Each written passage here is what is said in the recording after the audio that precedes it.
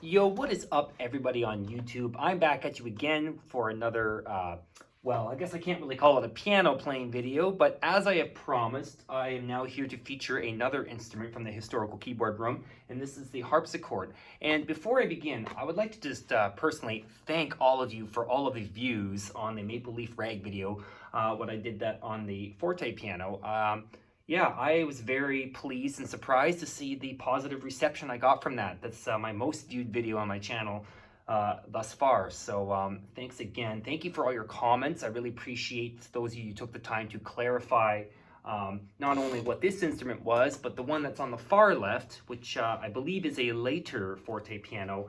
I had claimed that that was the type of piano that Mozart and Beethoven would have played, but actually, in reality, both of those people would have been dead before this piano was created on the far left over there. So thanks again for the clarification, and now I am pleased to say that I'm more knowledgeable about some of these instruments that are in this room. So yeah, awesome. You guys are awesome, so thanks again. For today's video, I thought a suitable piece to play on the harpsichord would obviously be a piece by Sebastian Bach. And so one of the pieces I'm going to be playing is from my kind of repertoire list. I have to have a certain number of songs prepared to play if I want to sit the exam or the ARCT exam for the Royal Conservatory. So some of you, if you're musicians, might be familiar with that grade system, and ARCT is kind of like the teacher's grade. It goes one grade above grade 10, which is ARCT, and if you get your ARCT, then you're allowed to become an adjudicator yourself. It's really helpful to have those extra credentials, especially like if you want to if you want to teach private lessons, or if you want to teach in a school, or if you want to become an adjudicator officially, it's really good to have those credentials. So anyways, the piece from that repertoire list, one of the required pieces that you can choose from is Bach's, I think it's called, oh shoot, now I'm going to forget what it's called. Oh, Partita number 2, that's right, it's the Partita number 2. Starts with a grave, and then I think it starts with like an andante, sorry, the second portion, and then kind of like the third part is sort of like your three-part invention kind of thing. So yeah, I will say I haven't played this one in a little bit of a while, so I'm a little bit rusty. Please bear with me on that, but I'm going to give it a whirl and do my best to kind of showcase the prowess that the harpsichord is capable of, and hopefully some of the prowess that I have acquired through my many years of piano technique. So here we go. The lovely thing about this is that it's got two manuals, so you can kind of play the upper manual, or pardon me, I'm going to pull that out. You can play the lower manual, or you can couple the manuals, so if you push that in, then when you play the lower one, it actually plays both. And if you want, you can also change the strings being used, so you can have either the strings be at unison or an octave apart from each other. Versus, so you can hear the difference. I prefer to have them coupled for at least the first and the third sections of this partita, and I'll use the upper manual for the thinner kind of andante section in the middle. So yeah, but I don't want to hear an octave apart. I'd rather them be at the unison than the octave. All right, without further ado, here's Bach's Partita number 2.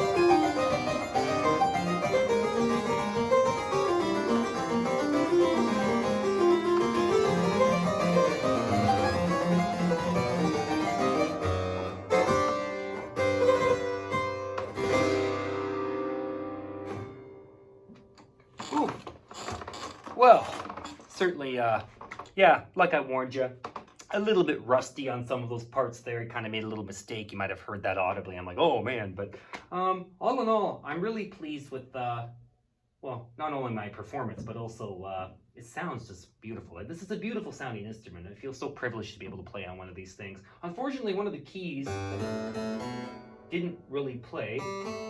That's funny. Now it wants to play, but earlier it didn't really play, so you might have noticed a weird gap in the music. But other than that, yeah, I guess I have nothing else really to add. I hope you enjoyed today's video.